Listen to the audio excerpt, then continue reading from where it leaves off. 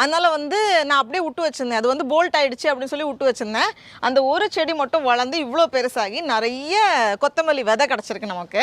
இதை வந்து நான் இன்னைக்கு வந்து பறிச்சிடுறேன். இதுக்கு மேலே காயறதுக்கு எதுவும் இல்லை. ரொம்ப ஈஸியாக தான் இருக்குது. இது வந்து ஒரே ஒரு செடி தான். இதுலேருந்து எவ்வளோ கொத்தமல்லி விதை கிடைக்குதுன்னு பார்ப்போம்.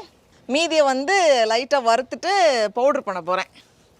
இப்போ இதுலேருந்து மல்லி விதையை மட்டும் நம்ம வந்து தனியாக எடுத்து வச்சிடலாம். We are pitching Mary. We are pitching what?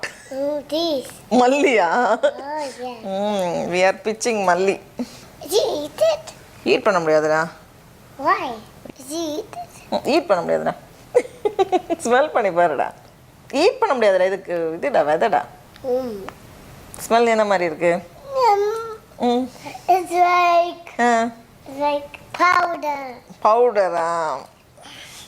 அது ஸ்மெல் பண்ணும்போது அவ்வளோ நல்ல ஸ்ட்ராங்கான ஸ்மெல் இருக்கு. Yes, very strong. ஆமாம், very strong. We are strong about this, right? We're more strong. See? இந்த ஸ்ட்ராங் இல்லடா. I am more strong. நீ தான் ரொம்ப ஸ்ட்ராங்காக இருக்கியா? You're not this. இது ஸ்ட்ராங்கா இல்லையா? நீ தான் ஸ்ட்ராங்கா? இதுதான் ஃபஸ்ட் டைம் இந்த மாதிரி செடியில் வந்து விதை விட்டு எடுக்கிறேன். இதுக்கு முன்னாடி வந்து நம்ம வந்து பறிச்சிருவோம். 1-2 வந்து பூ பூக்கும். ஆனால் அதை வந்து நான் பறிச்சிட்டேன். இந்த வாட்டி தான் சரி விட்டு வச்சுருந்தா பார்த்தா இவ்வளோ கிடச்சிருக்கு.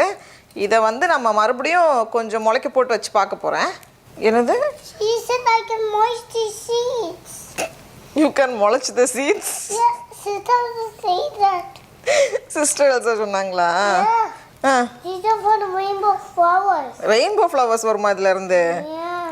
டேய், இதுல இருந்து என்னடா வரும்? This is from a rainbow flower seed. Rainbow flower சீடா? Yeah, sister say that. இதை வச்சுட்டு இந்த மாதிரி ப்ரெஸ் பண்ணாலே ஈஸியாக வருது. ஒன்று ஒன்றா நான் வந்து பிச்சுட்டு இருந்தேன். அதுக்கு வந்து இப்படி வச்சுட்டு நம்ம ப்ரெஸ் பண்ணிட்டாலே ஈஸியாக வருது. பத்தியாடா, இங்கே பத்தியாடா? இது தெரியாமல் போச்சு.